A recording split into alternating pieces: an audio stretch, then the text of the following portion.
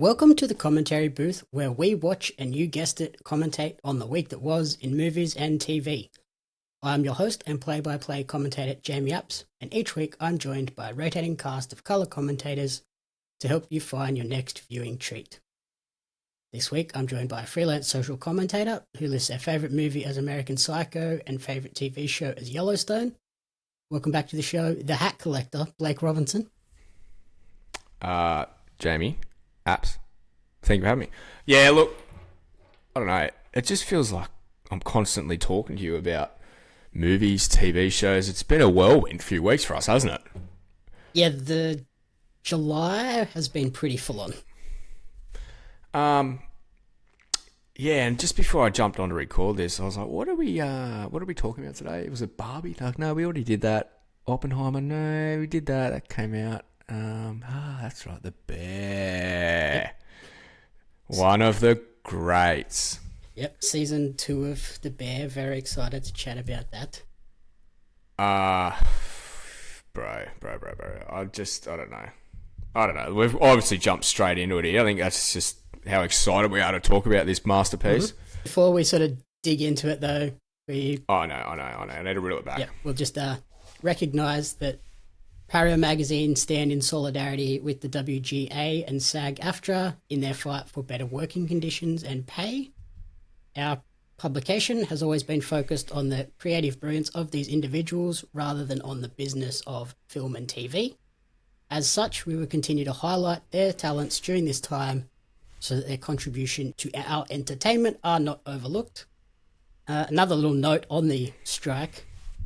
As of recording, we are 1 week away from the strike hitting 100 days, which was the length of the last writers' strike in 2007 and 2008. So that will be the day this podcast comes out, August 9th. The strike will hit 100 days. 2 days later, the strike will hit 14 and a half weeks, which is the average length of a Writers Guild strike.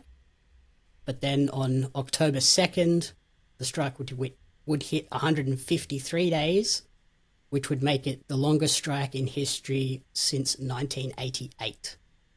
So looks like we could be in for a big gap. Longest strike in what history are we talking? Longest strike period? The longest strike in the Writers Guild history. Yeah, right. Since Look, 1988. My uneducated opinion is going to tell me that they're going to exceed that this time around. Yeah, well, a lot of the streaming platforms and studios have pretty much said they're not coming back to negotiate anytime soon, so I can't see us. I'm pretty sure we'll hit that 153-day mark with ease, which is sad. On that, so I've got 2 notes on that. First one, completely irrelevant to what we're talking about today, but relevant to the strikes. Did you know? Apologies, because I've forgotten his name. Stifler from American Pie. Help me out here. Sean William Scott. That's who it is. Sean William Scott. He was only paid $6,000 to do American Pie. Yep. Barbaric. That was his salary to film the movie. I read that and I was like, whoa. And that was probably as good 6 weeks of shooting. That was just the salary for like shooting. Like, obviously, it would have made like $250 million at the box office, etc., etc.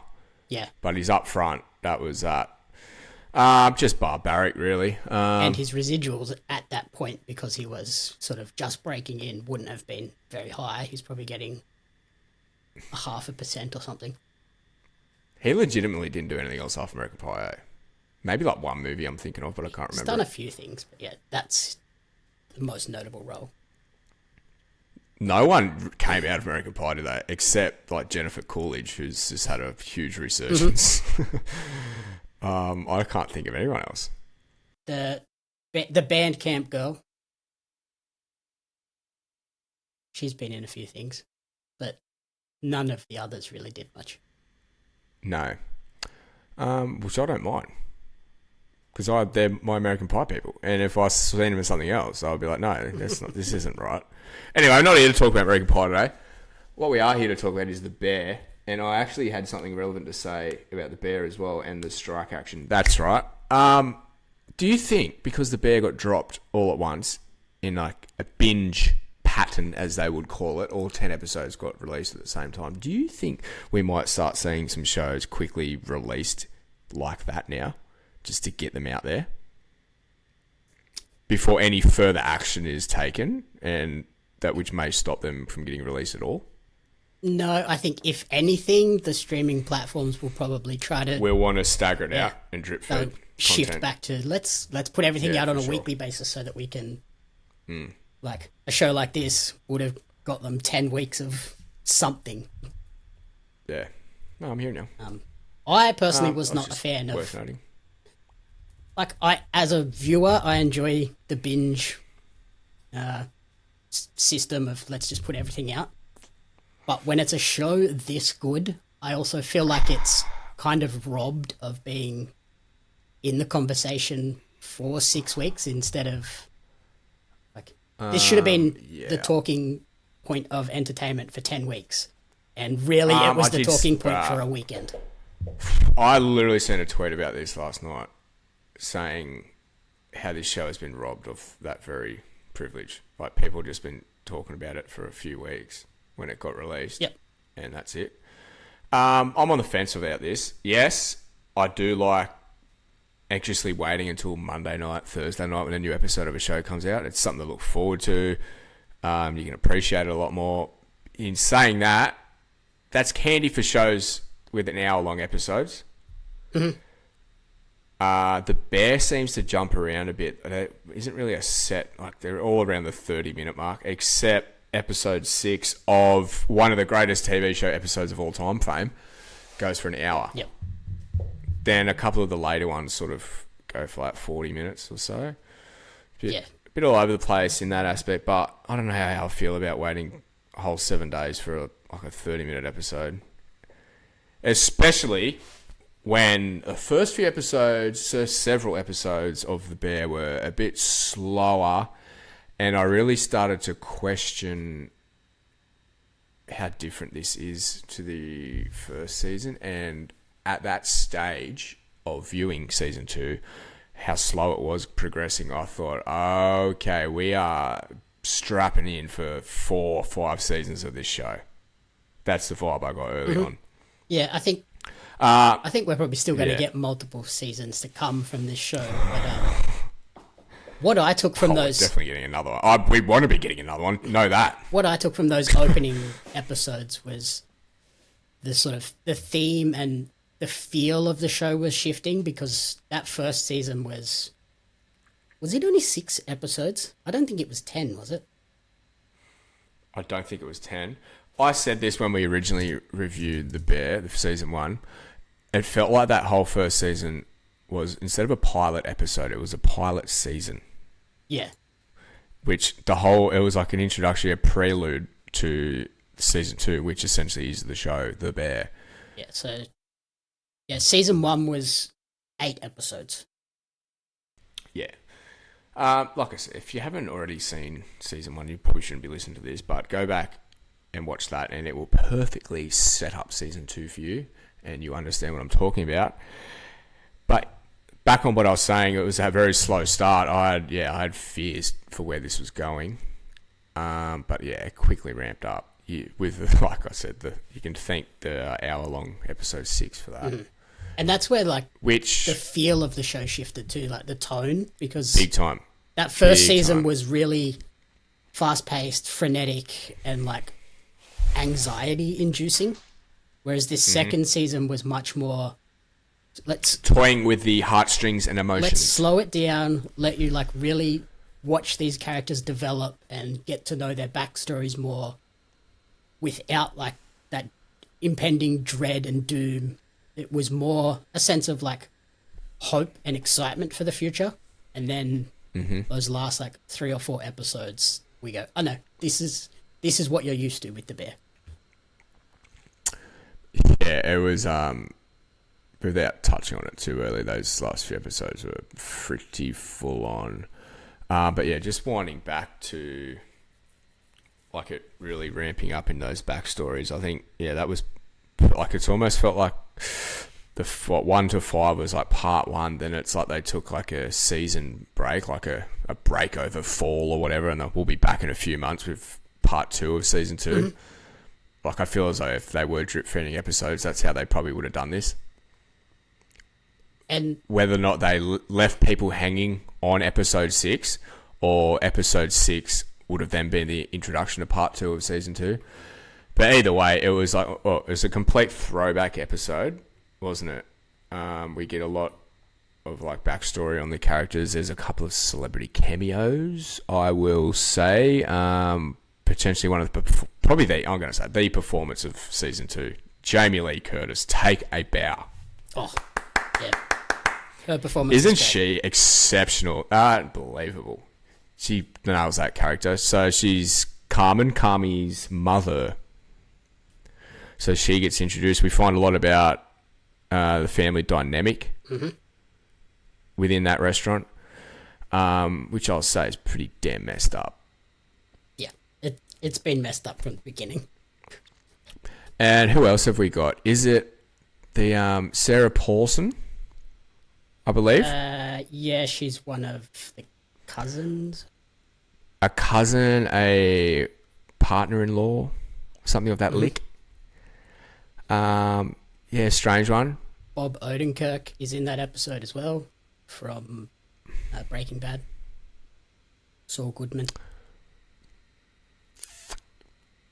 Which one? Which family member? He's Uncle Lee, the one that like gets into the fork fight. The one who gets forked. Oh, I don't like that guy. That guy. So I was thinking today, shower thought, what relation was the uncle? Is he the Jamie Lee Curtis, the mother character's brother? Is that what was going on there? I don't think he's at like one stage. I thought uncle. I think it's like the call him Bezzados. Yeah, their whole thing of like they just call friends, family friends, uncle. Yeah. And cousin when they're not actually. Because originally cousins. I like the consistent use of the term cousin in this. I initially thought he was the Jamie Lee Curtis character's partner, like ex-partner, sort of separated situation. Yeah, no, I don't think so. No. But yeah, there's still some relationships within this family that I do not completely understand. Yeah. What did you think of Carmen's sister? I apologise, I have forgotten her name. Is it Natalie? Yep. The project manager who ends up running the restaurant. She sort of is a backseat character, flashes on and off in season 1 from memory, and she's heavily involved in this season. Yeah, she gets roped into being full-time at the restaurant, even though she kind of doesn't want to, but they kind of just, can you just help us? And then all of a sudden she's there every day. While we're speaking about celebrities, Will Poulter. Yep. Yeah. He's so unsettling, I think. I'm just scarred for life. I'm sure you know the role I'm thinking of from We're the Millers. I don't know if I've seen that movie. Oh my God, it's probably one of the funniest movies ever. Anyway, Will Poulter, I just think of you don't Guardians of the Galaxy now. True. He plays a very intense chef in Copenhagen. Mm-hmm. Chef Luca, who I'm not sure if we found out at that stage, but we did find out later on he worked with Carmen. Yeah, so that photo on the wall. I'm not sure if that was clear throughout the show. No, the episode when he was introduced. When we're introduced to him, he's just someone that Carmen knows, and he sends Marcus to go and train under him because he's like a world-renowned pastry chef. So he's like, go to Copenhagen, train under Luca. And Luca talks a lot about his thing was find someone better than you and just hang on and try to keep up. And then, later, I think in episode 8 or 9, we see a photo and we realize that Carmy was the chef that was better than him, and he just clung to him. Look, we knew this in season 1 too, and in season 2 we also get relearnt that Carmy had street cred. Yeah. In the restaurant. Yeah, he was in the fine dining He's a phenomenal chefs. chef. He is the guy. He's the guy. I really hope in future seasons we really start seeing more of that storyline and more of his past. I think his past is the one that we don't find out about at all. So I don't know. We're sort of got drip fed some of his past demons and some of like what he's really like as a person, because we see him on screen as the character, like the guy. He's doing everything. He's moving pawns on the chessboard, but as the main character, we don't find out next to anything about him, do we? And I think that plays into his character too, where he's been traumatized by Like his he doesn't past. know himself? Yeah, and he's been traumatized. Like he doesn't want to revisit it. So because he doesn't Yeah. want to revisit it, we don't get to revisit it as viewers, which I think is very cool. But back on what I was saying, I really hope we do find out more about his working past and all these, like the reputation he does have in the scene. Because they are teasing us, and they do show us little bits of like how well known and well respected he was in the industry. So I do hope we find out more about that.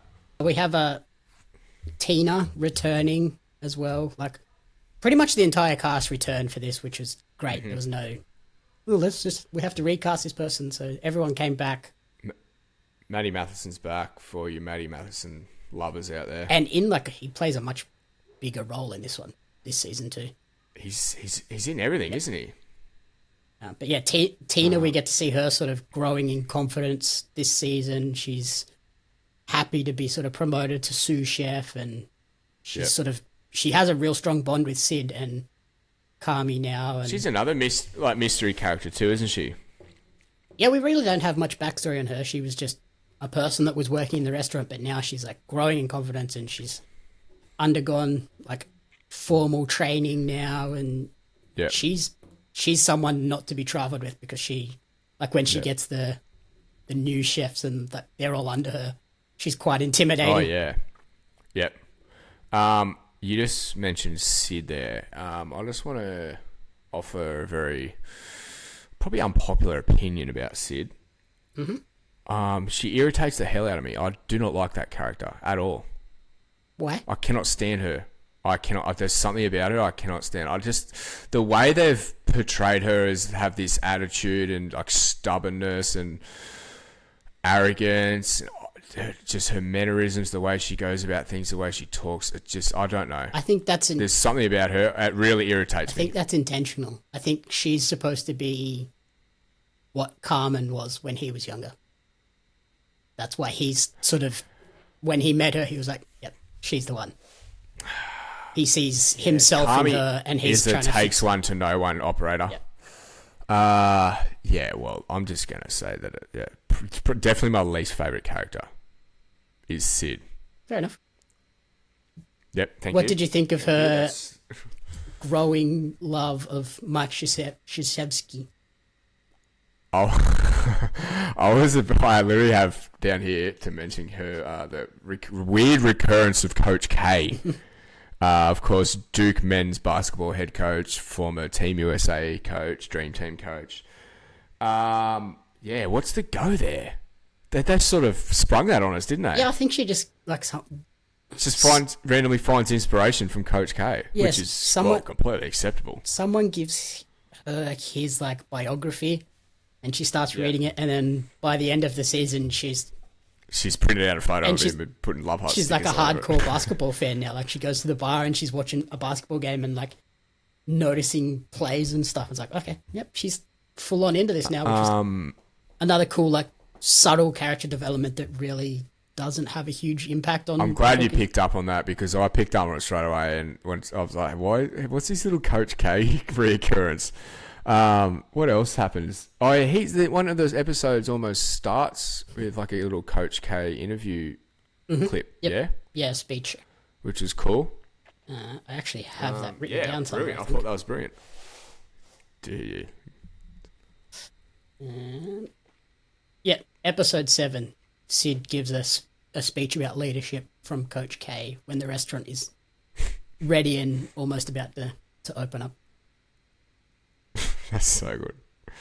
Love it. What did you think of Richie and his developments throughout this season, where he starts out the season lacking purpose and not really knowing what to do with his life, and is like searching for a reason to be there.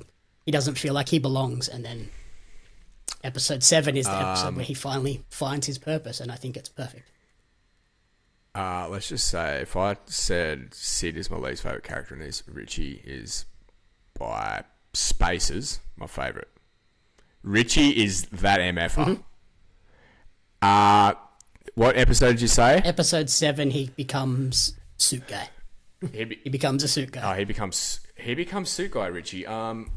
Richie is outstanding. I am obsessed with Richie. That restaurant he goes to for work experience blew my mind. Like the fact, what do? They research like I don't know if I shoot like this show's so detailed, and it's obviously written by people who have experience in the industry and know their shit. Like this restaurant will research the diners who are booked in for that night, whether they like being talked to, they like small talk, whether they prefer to wait longer for their meal or they want their meal quickly.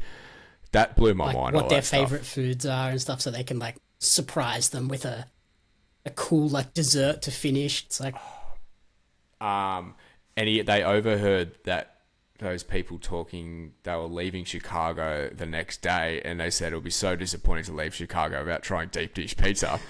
So then they deliver them fine dining. They get Richie, they get Richie to sprint down to the local pizzeria, pick up a Chicago deep dish pizza, run back. And I was like, what are they going to do with this? I was like, maybe he'll just pull out a few slices and place it on the plate nicely. Oh, no. The cookie cutters gets the little ramekin, cuts it into a circle. He gets the cookie cutters out. Yeah. My jaw was on the floor watching that. I was like, this is so cool. Yeah, I almost want to do that. The ultimate fine dining deep dish. I was like, those two things should not go together, but they made it work. But, what would you call it? The rise of Richie was by far my favourite part of this season 2. Exceptional. Because he sort of... What brings this on is he sort of introduced his daughter and his ex-partner, the mother of his daughter. And she's breaking up with him. He sort of wants to still be with her. Then she gives him the news that she's now engaged to someone else. And I think that he finally realises that it's over and he needs to open a new chapter in his life, and that's just when he finds his second kick of energy and his second lease on life, and we get Suit Richie. Yeah, and he makes a couple of like big errors where first they're cleaning the mold, and he's like, oh, the roof won't collapse. Touches it, roof collapses. Stuffs up something else with the fire suppression system, and the electricity box is the one where it finally... Because they were going to do an insurance job on the restaurant, so they bypass the gas suppression system.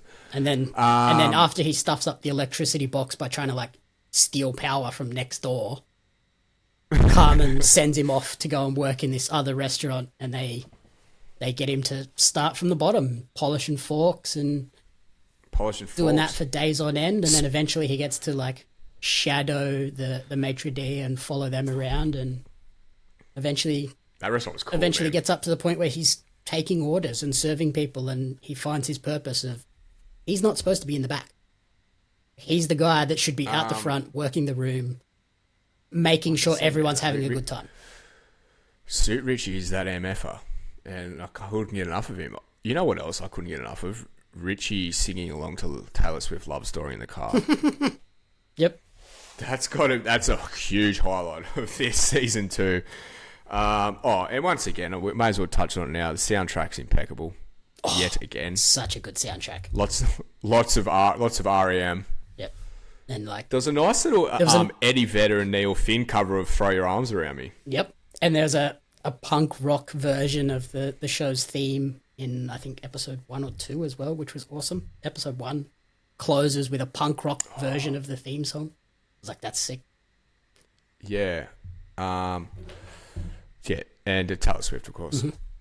Impeccable. What is that? Like episode 7 closes with "Love Story" as well. It's just beautiful. Yep. After that episode 6, when I got a second lease on this show and I sort of re-sparked my interest and it really started getting juicy, then the Richie episode, the Taylor Swift ending. I'm like, oh, we're cooking with gas now, man. Like, this is it. I wanted to sort of watch an episode a day. I was like, I am not waiting. I can't wait for this shit. One thing I wanted to touch on too, speaking of that fine dining restaurant, and it happens throughout the show. It's probably the most common phrase used in this show. Yes, chef. Mm-hmm. I comment below if you work in the industry, but I would like to know if yes, chef is that heavily used in real life. I think it is. It fascinates me. I'm pretty sure it is. Like just watching like Hell's Kitchen and stuff like that with like Gordon Ramsay, it's pretty hardcore. Like, I think it's a respect thing. Just so much discipline. Yeah. Everyone knows who's in charge. Follow that one person. And the other quote that's used a lot in this season: "Every second counts." His cousin. Every second counts. It does. Like, there was a nice little gesture at the end there, wasn't there? This one? Oh, that one. No. Apologies. Our friend who goes to Copenhagen with Marcus, sorry. I think there was a sign on the wall in that Copenhagen kitchen that said every second counts. Yep. I think in the last episode he gets a package sent to him with a little note, which I believe was from Luca. What'd you say? Will Pelter, Luca, Chef Luca. Little handwritten note, and he's been sent the sign that says every second counts, and he props it up in the kitchen. Thought that was a nice little touch. Every second counts comes from the fine dining restaurant that Richie's sent to. It's their motto, and then Carmen's taken it, and Luca's taken it, and now Marcus has taken it. So like it's that thing where like even when it's found its way back even home. when they're building out their kitchen, and Carmen is like running practice runs, and he's trying to get everything in down to 5 seconds. It's like every second counts. Essentially doing the beep test, yeah.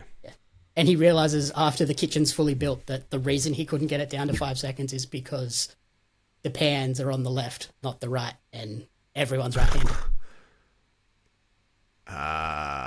Yes. It's a game of millimeters. Mm-hmm. What did you, probably skipping forward a bit here, what did you think of the final product of the Bear, the restaurant? Was it what you expected? Did you? I'm sure you had like an imagination, like in your head, of what you thought it might be. It was pretty similar. Like when I think of like a fine dining like a modern fine dining restaurant, it's very like minimalist, and I think that's what it was. Yep. It was a very like wine bar vibe with just some seating. Yeah, definitely wasn't what I was expecting. I got a bone to pick with this show. See, I love most things in this, but I do have bones to pick. Like I said, we keep talking about how slow those first several episodes were. But one thing what they focused a lot on was the demolition and sort of rebuilding of the old restaurant into the new restaurant, and we learnt a lot about that process. It was almost like the Block, not the Bear. The first 5 episodes were the Block. Then we're really involved in all that side of things, the remodeling of the restaurant. Then after episode 6, when it kickstarts into the unofficial part 2 of season 2, we almost see no progress. Then all of a sudden they're ready to open. What did you make of that? Did you also pick up on this? I think there's just a bit of a time jump between episode 5 and 7. Because I understand there was I think they go from but 10 weeks out and they realize they need to be open. No, they go from 10 days out and they need to be open in 8 or something. No, 2 weeks out, need to be open in 10 days. But then by the time we come back from episode 6, it's like week of opening. Like we're gearing up to open. So there's like a week. So you're saying they've completely just skipped that whole stage where we would have seen progress. Mm-hmm. Yeah, so I was like, because I was almost liking the Block style drip feed reveals of this restaurant. Then all of a sudden it's ready. I'm like, what do you mean it's ready? Like I've missed a week. I've been away for a week in the bush camping, and I've missed a few episodes of the Block. All of a sudden, there's a proper house in the houses. What's going on? What? Jamie Jury. I think the one benefit of those slow episodes, though, is it does allow us to build like a bit more of an emotional connection with each character. So then when we do get to those final 2 episodes and shit does start to hit the fan, it hits a lot harder. Like, you feel the heartbreak where you're like, oh, they finally got what they wanted, but at what cost? All right. I cannot believe it's taken this long to mention this. We spoke about some cameos and some new characters. Claire, she's my favourite part of this whole show. She's a big factor in this season. Oh my god! This moment I seen her, I was like, wow. Hang on, who is this? She impacts Carmen. She impacts Sid. She impacts Jimmy. She's bad news. That girl. I think she's poor timing where Carmen really needs to be focused, and she's a big distraction for him. She's an old crush of Carmen's, who they've sort of fallen out of contact with each other. Then she just miraculously appears next to him in the supermarket in the frozen food section, and she somehow asks for Carmen's number. He gives her a fake number. Which I think like that. I think that's him subconsciously knowing I need to be focused right now. Yeah. But in reality, we find out he actually is madly in love with her and has had a crush on her all these years. Since that family Christmas. Yeah. So, yeah. Big fan of Claire, and there was an episode where she didn't appear, and I was very disappointed. I think that's what this show needed. 9, where she tries to ring him, and he's just like way too in on getting everything done. And we later find out how important answering that phone call would have been, which broke my little heart. And it's been nearly 20. Such a heartbreaking moment. Look, it's been nearly 24 hours now since I watched the last episode, and I'm yet to fully emotionally recover from what I've seen. It was full on. There was a lot going on. I actually kept checking how long was left. There was like 3 minutes left, and I was like looking. There was like 2 minutes left. I checked again. There was like a minute and a half left. I'm like, come on, there's got to be enough time for him to make up with Claire. Like, you are not ending this season with them two fighting and her walking out. They have to make up somehow. And I'm like, there's a minute left. I'm like, oh, there's a minute left plus credits. This can't be happening. And it ended. I was like, you are kidding. That's a very, very fitting ending for the bear. I think it would have felt weird if they did make up. So that, spoiler alert, confirms there's more to come of this genius television program. Pedaling back on Claire, I actually read an article. I think Vogue posted it. Just an article on the impact of Claire in this show. It was a very interesting read, and it brought up a lot of great points about her. Just like how she's a hugely impactful character in like more ways than one, and she's every guy's dream girl, essentially. Dream random girl to run into. Yeah, she's like that first love that everyone kind of wishes they could go back to, but never gets that sort of chance. And Carmen gets that chance and blows it. I just had so many mixed emotions that last episode. It was full on.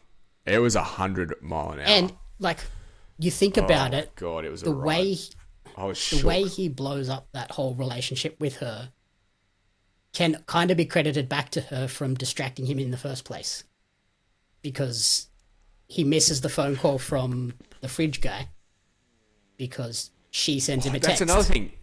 So he answers her text. That's a little Easter egg, hey?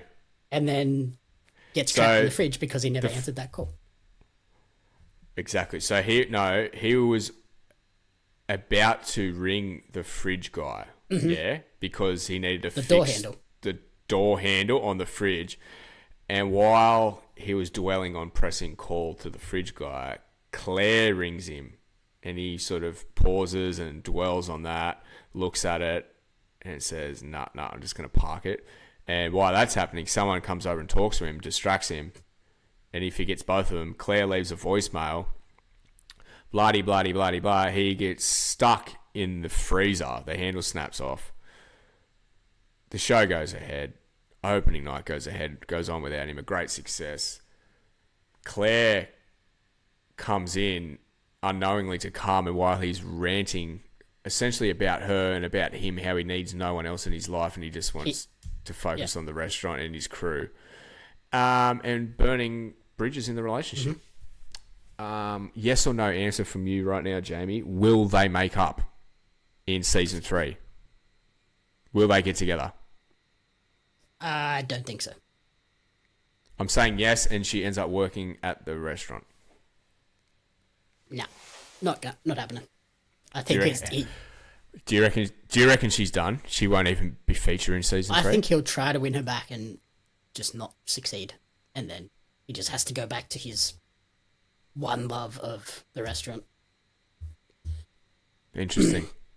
I think just because, like, she probably thinks he already heard that voicemail, whereas in reality he didn't hear it until he was in the fridge or after he'd already blown everything up. So she probably thinks she said, "I love you." He's heard it and then still blown up about her.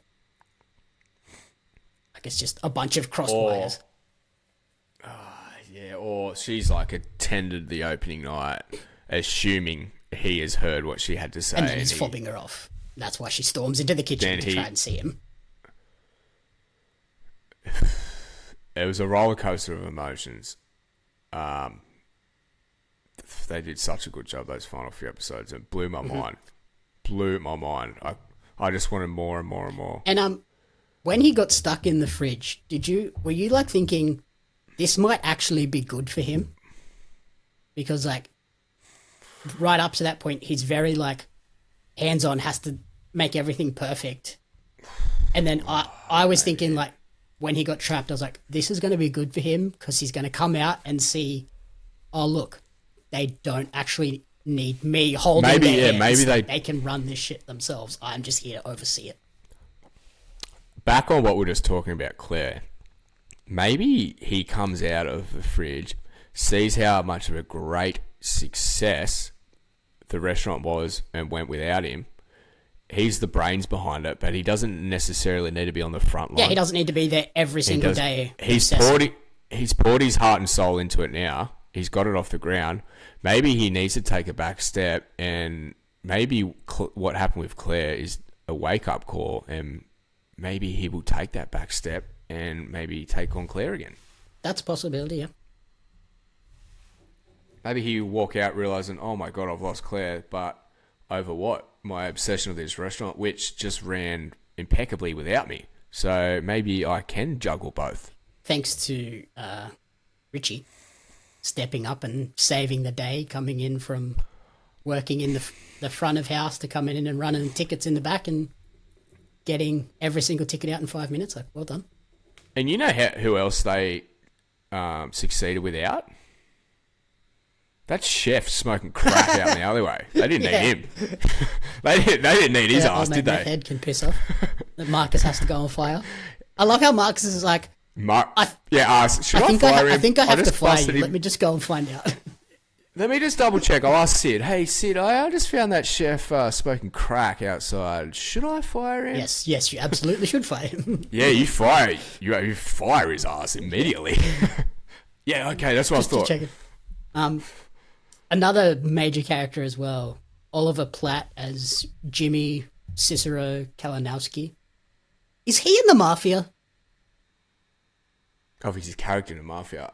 He has to be. He has all these connections, this money. But we don't know his connection to the family, do we? He's at the family He's just Christmas. Uncle Jimmy. Uncle Jimmy. It's like, Uncle Jimmy's out there wheeling and like dealing. he gave Michael $300,000 that he never got back, and then they go. Which is hidden. Wasn't it hidden in the it was in a tomato soup can, and then they go and hit him up for another $500,000. This guy's doing some dodgy business, surely.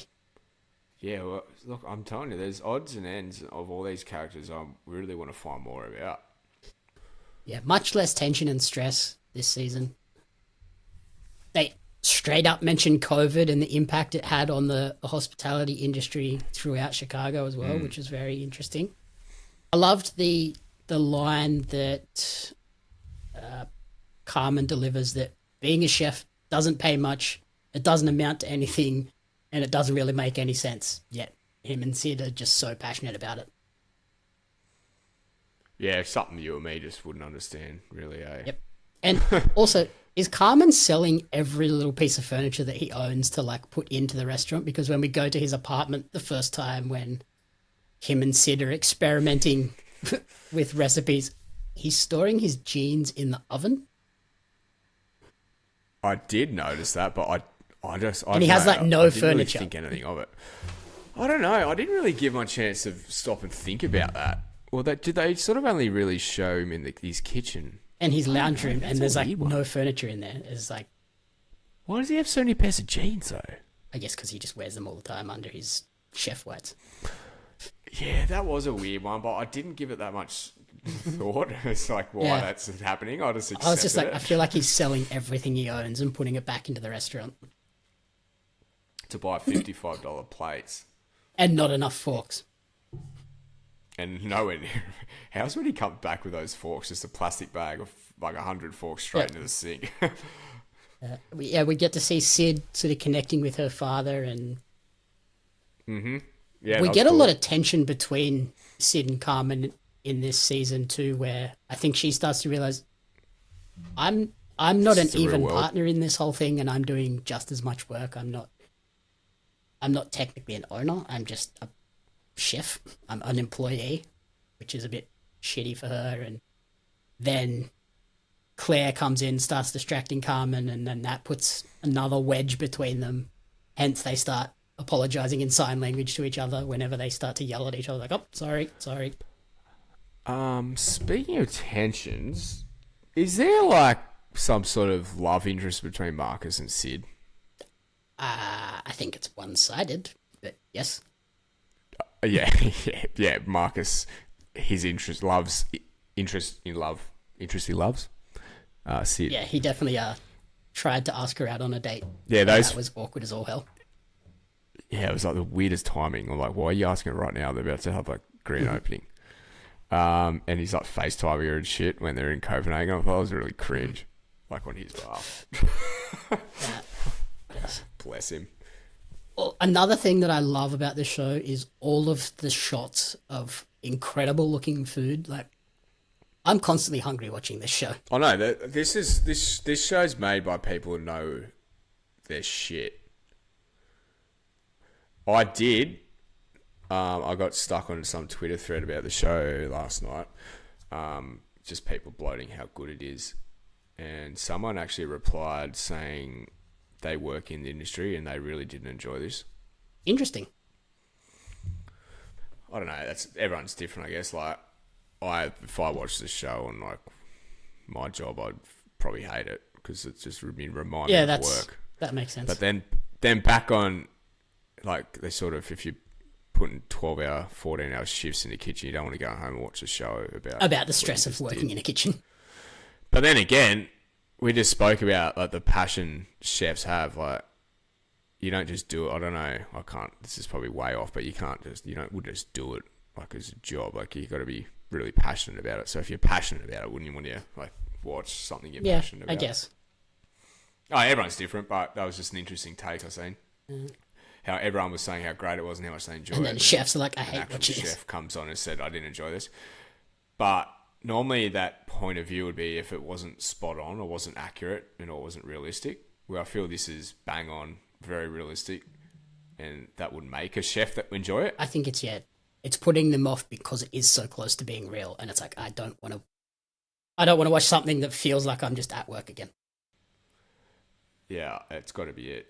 And then, a couple of other little facts. That episode 6 was the longest episode of the season at 1 hour and 6 minutes. And I loved that when they flash back to the family Christmas, they pop up a screen that says 256 weeks to open. So it like ties it in that way where each episode was like, oh, we're 12 weeks out, 16 weeks out. And then this one was like, oh, we're going all the way back 256 weeks out. which I quickly try to work out was like 5 years. Yeah, something like that. And Richie and his partner are together still, and they haven't had their kid yet, who I assume is like 5 years old when we get introduced to her. So that sort of gave us all the info we need. 4.9 years prior. Perfect. We see the original drawing and idea for the Bear restaurant with Michael, which I thought was very cool. That we've seen that on the last episode, I think the very last scene of season 1, I believe. Yes. Yeah, we see that napkin, and then we see it again in episode 6. Episode 9, we actually open with the cast and director credits, which echoes season 1, where we didn't get like an opening title sequence until episode 7 of that season. And I think that sort of ties into your idea of like, we get partway through a season and then it like actually starts the show, which is, I love how they do that for this show. It's like a trademark for that show. I didn't pick up on that. And then the final episode, episode 10, I loved the first like opening act was all, did you notice it was all filmed in like one continuous shot essentially?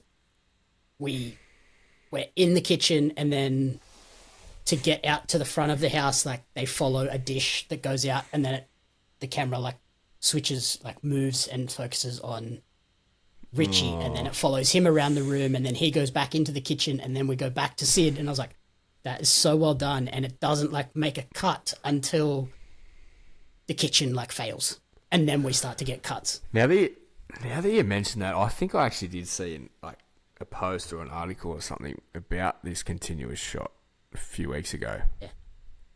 God, I'm going to have to go back and have a look rewatch now. episode 10, like the first like 15 minutes is all just one I shot don't think I following can the kitchen. rewatch episode 10. We'll just watch the first 10 minutes. I'm not ready to watch episode 10, Jamie. Not for a long while.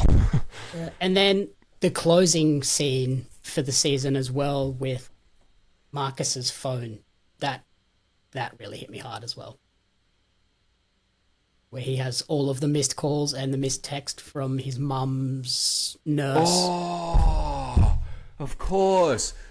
I thought that was Carmen's phone. No, that's Marcus's phone. And because let's wind it back a bit, because when Carmen's mum, Jamie Lee Curtis, arrives outside the restaurant in a fluster of nervousness and doesn't want to go in, then they sort of have her storming off in a shot towards a don't walk sign. It almost gives you the feeling that she's about to step in front of like a car or a bus.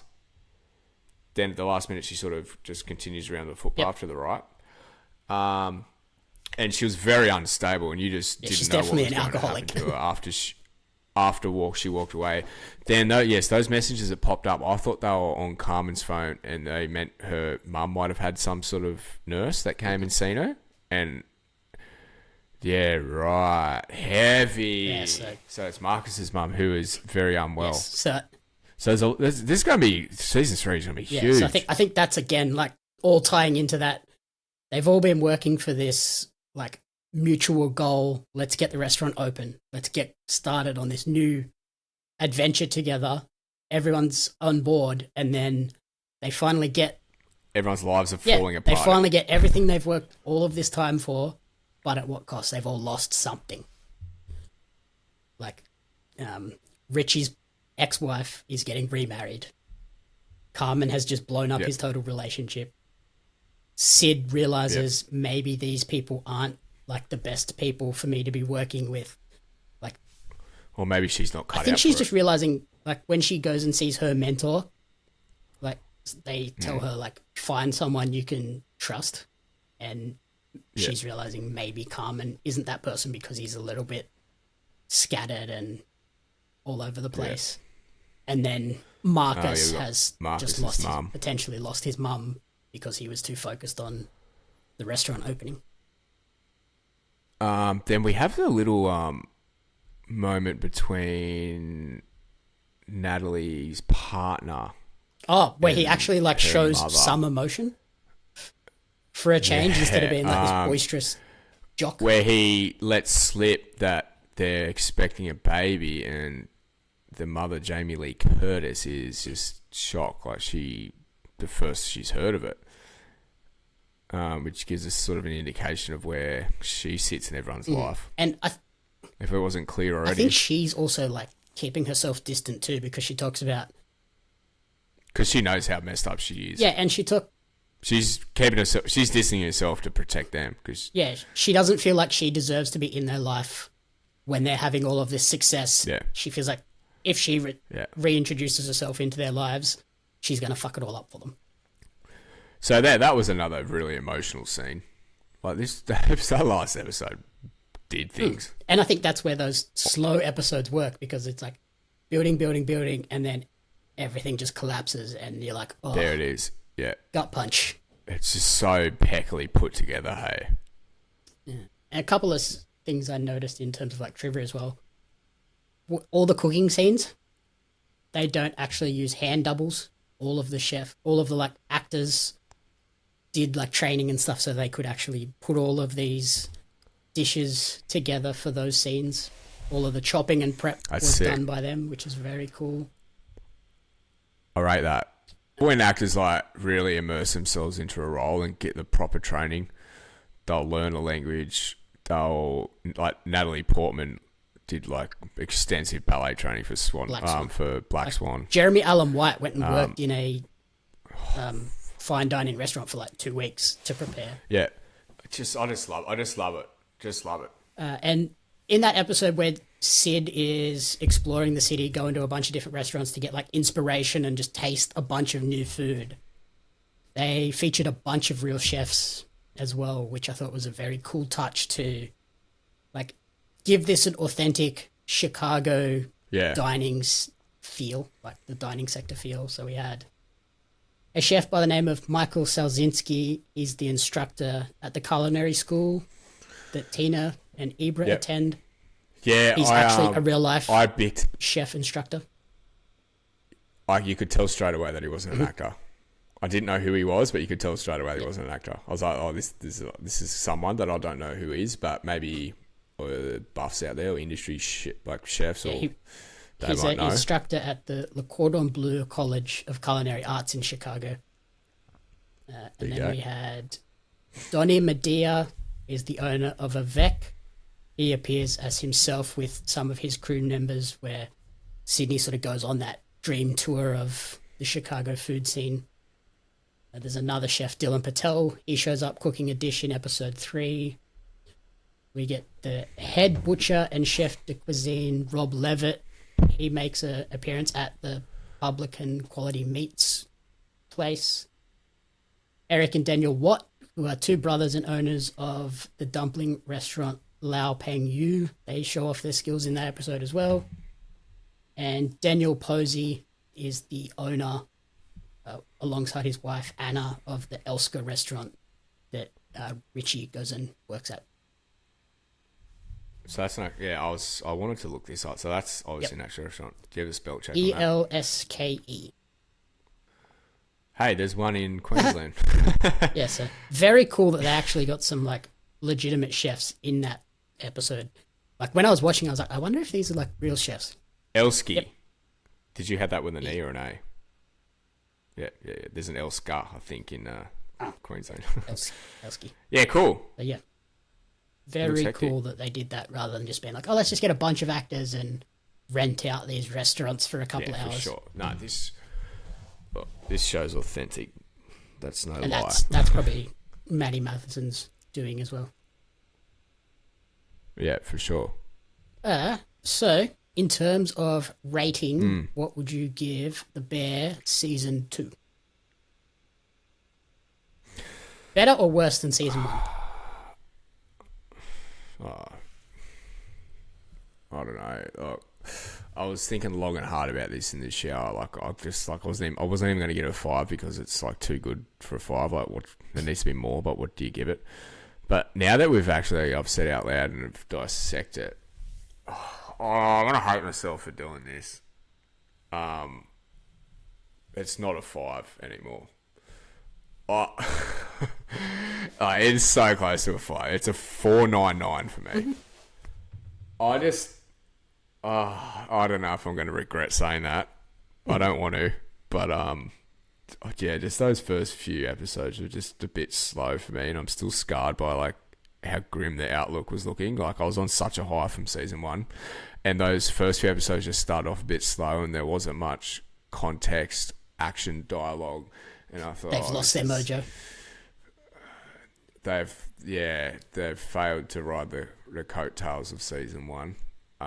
Look, like I said, I wanted to give this a 5. That's the only reason I'm not giving it a 5. So yeah, 4.99. I'm giving this one a 5 again. I love the show. I'm trying to think. I don't know if I can say season 2 is better than season 1. Like season 1 is phenomenal television.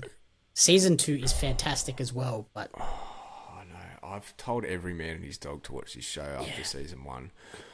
It's I just so hard think to if you're rank going to pick a winner, it's got to be what happens in episode 10, and the episode 6 in this would get it over the line, I think. yeah, that's fair.